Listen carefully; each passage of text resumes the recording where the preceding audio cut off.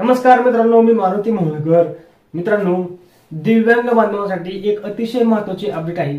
मित्रांनो, दिव्यांग बांधवांना दिव्यांग वित्त विकास महामंडळाच्या माध्यमातून 100% अनुदानावरती अर्थात अगदी मोफत इलेक्ट्रिक वाहनावरील चालतं फिरतं दुकान हे दिलं जातं, जेणेकरून त्या दुकानाच्या माध्यमातून त्या दिव्यांग बांधवांची उपजीविका ही भागू शकते। तर मित्रांनो, त्यासाठी ऑनलाईन पद्धतीने अर्ज कसा करायचा, त्या अर्ज करण्याची शेवटची तारीख ही किती आहे, तर ही संपूर्ण माहिती आज आपण या व्हिडिओच्या माध्यमातून पाहणार आहोत। मित्रांनो, तुमच्यापैकी जर का कोणी दिव्यांग बांधव असेल तर त्याच्यासाठी हा व्हिडिओ अतिशय महत्त्वाचा ठरणार आहे। त्यामुळे व्हिडिओला स्किप करू नका, शेवटपर्यंत व्हिडिओ पहा। चॅनलवरती नवीन असाल चॅनलला सबस्क्राइब करून बेल आयकॉन बटन दाबायला विसरू नका आणि व्हिडिओ आवडला तर जरूर कमेंट करा। चला तर व्हिडिओला सुरुवात करूया।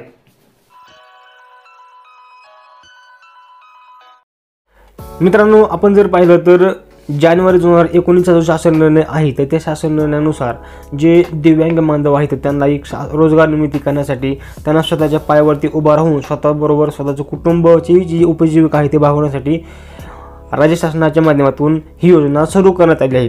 या योजनेअंतर्गत मित्रांनो, जे दिव्यांग बांधव आहेत त्यांना चालते फिरते दुकान सुरू करण्यासाठी एक इलेक्ट्रिक वाहन हे दिलं जातं। 100% अनुदानावरती ते अगदी मोफत हे दिलं जातं आणि त्यासाठी मित्रांनो सन 2023-24 या आर्थिक वर्षामध्ये दिव्यांग बांधवांकडून ऑनलाईन पद्धतीने अर्ज हे मागवण्यात आले आहेत। आणि मित्रांनो, हे अर्ज करण्याची अंतिम तारीख ही 4 जानेवारी 2023 ही सकाळी 10 वाजेपर्यंत आहे। मित्रांनो, तर हा ऑनलाईन अर्ज कशा पद्धतीने करायचा तर तेच आज आपण या व्हिडिओच्या माध्यमातून पाहणार आहोत।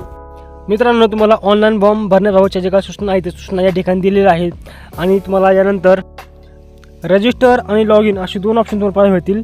तर तुम्हाला रजिस्टरवरती क्लिक करायचे आहे।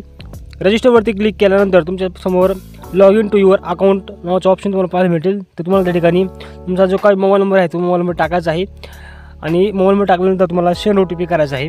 सेंड OTP केल्यानंतर तुम्हाला जो काही आलेला OTP आहे तो OTP त्या बॉक्समध्ये टाकून सबमिट बटनावरती क्लिक करायचे आहे। आता तुम्ही ज्यावेळेस तुमचा OTP सबमिट करता, सबमिट केल्यानंतर तुमच्यासमोर अशा प्रकारचा हा फॉर्म ओपन होणार आहे। महाराष्ट्र राज्य दिव्यांग वित्त व विकास महामंडळ मुंबई। तर या ठिकाणी जे काही ॲप्लिकेशनचे जे काही पर्सनल डिटेल्स आहेत ते तुम्हाला या ठिकाणी द्यायचे आहे।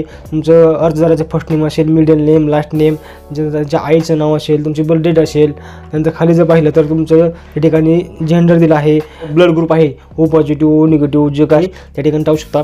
त्यानंतर या ठिकाणी तुम्हाला जो फोटो आहे तर फोटो तुम्हाला या ठिकाणी अपलोड करायचा आहे। फोटोची साईज ही किती असणार आहे तर ते देखील त्या ठिकाणी दिली आहे। तर त्यानुसार तुम्ही ती साईज त्या ठिकाणी अपलोड करू शकता। खाली सिग्नेचर तुम्हाला अपलोड करायचे आहे। सिग्नेचर अपलोड केल्यानंतर तुम्हाला त्यानंतर तुमची जी काही कॅटेगरी असेल, general, OBC, SC, ST, VJNT किंवा मग SC OBC जे असेल तुम्ही त्या ठिकाणी सिलेक्ट करू शकता। तुमच्याकडे कास्ट सर्टिफिकेट जर असेल तुम्हाला त्या ठिकाणी अपलोड करायचे आहे। कास्ट सर्टिफिकेट अपलोड करताना तुम्हाला ते 10 ते 500 KB पर्यंत त्याचे फॉर्मॅट असला पाहिजे। त्यानंतर खाली व्यवसाय श्रेणीमध्ये आपला हा महत्त्वाचा मुद्दा आहे। तर व्यवसायामध्ये आपल्याला या ठिकाणी वेगवेगळी कॅटेगरी दिली आहेत। तर आपल्याला बेसिक कॅटेगरी या ठिकाणी निवडायची आहे। बेसिक कॅटेगरी निवडल्यानंतर तुम्हाला त्या ठिकाणी खाली आहे मॅरिड स्टेटस। मॅरिड स्टेटस म्हणजे तुमचे काही मॅरिड असेल, अनमॅरिड असेल तुम्ही सिलेक्ट करू शकता। जर मॅरिड असेल तर तुम्हाला त्या ठिकाणी तुमच्या पतीचं नाव किंवा पत्नीचं नाव त्या ठिकाणी टाकायचं आहे। त्यानंतर तुमचे जे काही सहाय्यक पालकाचे नाव आहे, सहाय्यकाचे नाव आहे ते तुम्हाला टाकायचे आहे। जर का सर्टिफिकेट कॉन्टॅक्ट नंबर असेल तर तुम्ही त्या ठिकाणी कॉन्टॅक्ट नंबर टाकू शकता। त्यानंतर खाली जर पाहिलं तर जो काही अर्ज करणार आहे ते अर्जदाराचे पालकाचे नाते कोणतं आहे तर ते आपल्याला टाकायचे आहे। त्यानंतर खाली जर पाहिलं तर तुमची जे काही त्याची जे काही पात्रता असेल, शैक्षणिक अर्हता, शिक्षण कोणतं केलं आहे, 12वी असेल, डिप्लोमा असेल, ग्रॅज्युएट असेल, प्रायमरी असेल ते तुम्ही त्या ठिकाणी सिलेक्ट करू शकता। त्यानंतर खाली मुद्दा विचारला गेला की तुम्ही महाराष्ट्राचे रहिवासी आहात का, तर त्या ठिकाणी यशवरती क्लिक करायचे। तुमच्याकडे त्या ठिकाणी जर का डोमासाईल सर्टिफिकेट असेल तर तुम्ही त्या ठिकाणी डोमासाईल सर्टिफिकेट अपलोड करू शकता। ती साईज 500 ते 10 KB पर्यंत आहे। नंतर तुमचा सध्याचा राहायचा पत्ता त्या ठिकाणी द्यायचा आहे।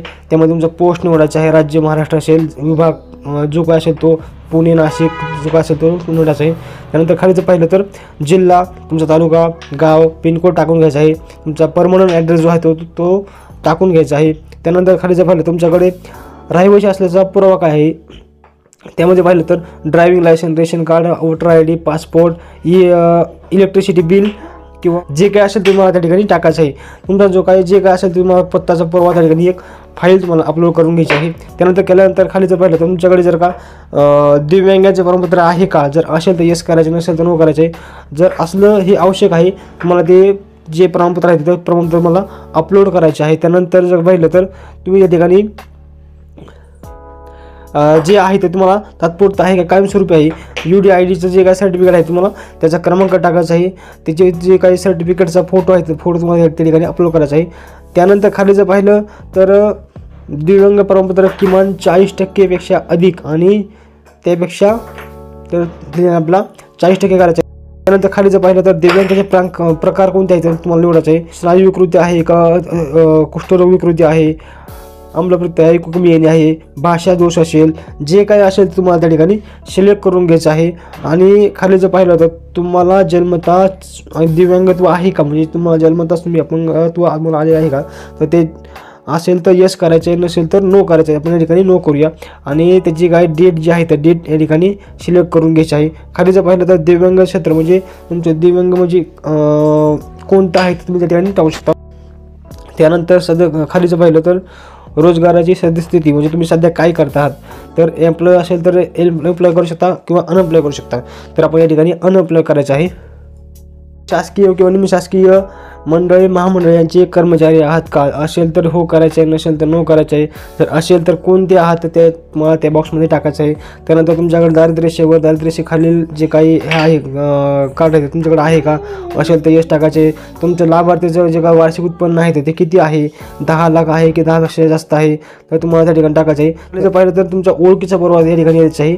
त्याच्यामध्ये जर पाहिलं तर ड्रायव्हिंग लायसन आहे, पॅन कार्ड आहे, रेशन कार्ड आहे, वोटर ID आहे, आधार कार्ड आहे, पासपोर्ट असेल, जे काय तुमच्याकडे असेल ते तुम्ही त्या ठिकाणी सिलेक्ट करून तो फोटो तुम्हाला त्या ठिकाणी अपलोड करायचा आहे. तुम्ही जे काही ID प्रूफ देणार आहात त्याचा क्रमांक तुम्हाला टाकायचा आहे. तुमच्या खाली आधार क्रमांक हा टाकून घ्यायचा आहे. त्यानंतर जर पाहिलं तर अर्जदाराचे बँक तपशील तुम्हाला या ठिकाणी द्यायचं आहे. खातेदाराचे नाव आहे, तुमचं नाव या ठिकाणी येईल, तुमचा खाते अकाउंट नंबर येईल, बँकेचे नाव येईल, IFSC कोड, शाखेचे नाव आणि शाखेचा कोड म्हणजे ब्रांच कोड जो असतो तो तुम्हाला या ठिकाणी टाकायचा आहे. त्यानंतर खाली बँक पासबुकचे जे काय पहिले पान आहे ते पहिले पान तुम्हाला या ठिकाणी अपलोड करायचे आहे. ती साईज पाहिली तर 10 ते 500 KB पर्यंत असली पाहिजे. अर्जदाराचे जे काही प्रतिज्ञापत्र आहे ते देखील तुम्हाला या ठिकाणी डाउनलोड करून ते भरून ठिकाणी अपलोड करायचे आहे.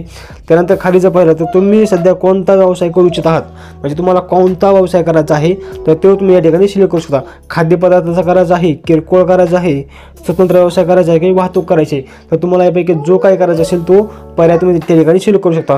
त्यानंतर खाली जर पाहिलं तर या ठिकाणी डिक्लेरेशन दिलं आहे, त्यामुळे तुमचं नाव असेल, तुमचं एज असेल, कॅटेगरी असेल, तर हा सर्व फॉर्म भरून तुम्ही त्या ठिकाणी सबमिट करायचं आहे. त्यानंतर खाली जर पाहिलं तर योजनेचे काही अटी आणि शर्ती असतील ते शर्ती या ठिकाणी दिल्या आहेत. तर तुम्ही ज्यावेळेस स्टार्टिंगला पाहिलं की जे काही PDF होती ते PDF ओपन करून तुम्ही ते सर्व अटी शर्ती त्या ठिकाणी वाचून तो फॉर्म भरू शकता. हे सगळं केल्यानंतर तुम्हाला सेव्ह करून पुन्हा माहिती चेक करायची आहे. आपण जे भरलेली माहिती आहे ते बरोबर आहे का बाहेर चेक करायचं आहे. आणि चेक केल्यानंतर त्या ठिकाणी सेव्ह अँड ड्राफ्ट करून इथं या ठिकाणी I agree वरती क्लिक करून सेव्ह करायचे आणि सबमिट करायचं आहे. तुम्ही जो भरलेला फॉर्म आहे तो तुम्ही त्या ठिकाणी चेक करून तुमचे बेनिफिट स्टेटस त्या ठिकाणी चेक करू शकता. मित्रांनो, हा व्हिडिओ आपल्याला आवडला तर भरपूर साऱ्या मित्रांना शेअर करा, जेणेकरून त्यांना देखील या गोष्टीचा फायदा होईल. धन्यवाद.